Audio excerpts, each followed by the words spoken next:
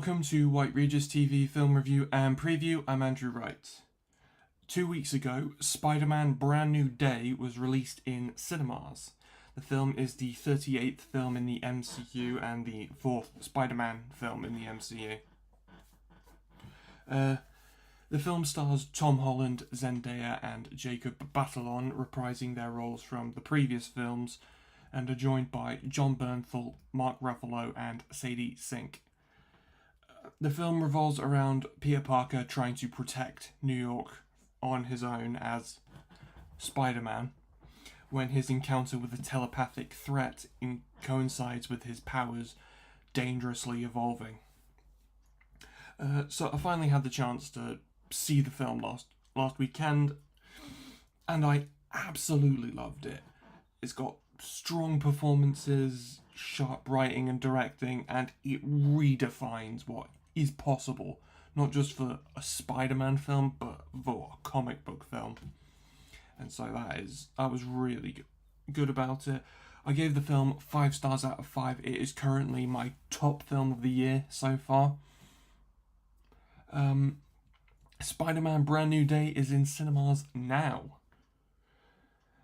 This week, Michael was released on home video. The film is a biopic of Michael Jackson's life from his childhood with the Jackson 5 in the 60s to it ends with the Bad World Tour in the late 80s.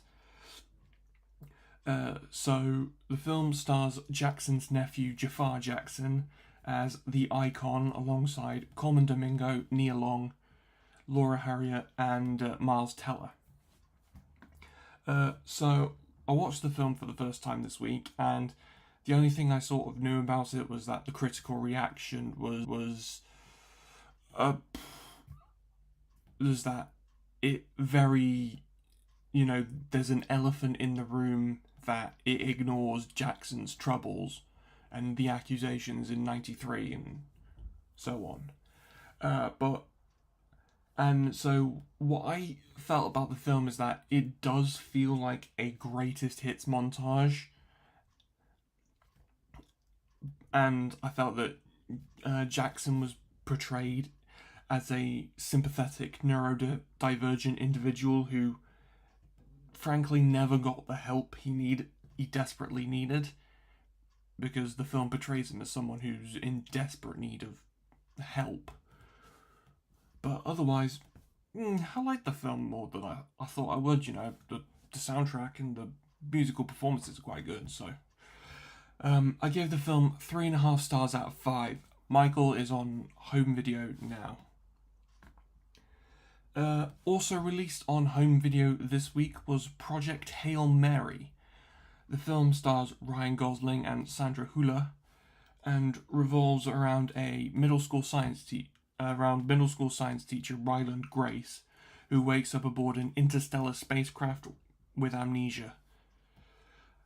So I specifically held off on watching it on Prime Video. It's been on Prime Video for a couple months since before the Blu-ray came up for pre-order. But I really wanted to watch it for the first time on Blu-ray, because, physical media first. And I honestly liked it more than I thought I was going to.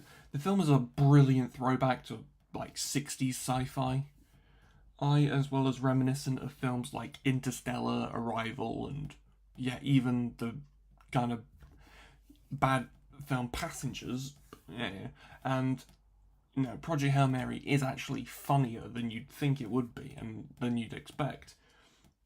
The film has fantastic visuals, a great central performance, and it's, just sharp writing and directing, which you wouldn't expect from people who made their bones with comedy. So, it makes the film a very impressive watch. It is 2.5 hours long. It is a bit long, but otherwise it's a very impressive watch. I give the film 4 stars out of 5. Project Hail Mary is on home video and streaming on Prime Video now. That's all I have for this week, but be sure to check back next week where I'll be talking about Insidious Out of the Further. I'm somewhat of a fan of the Insidious franchise, franchise. I like the fourth one the best, which I think is held as the worst one or something. But I like the fourth one the best. The rest of the films have mixed quality. So, and I reviewed The Red Door on this program nearly 3 years ago. But anyway, yes, next time is the sixth Insidious film. So, I'll see you next time.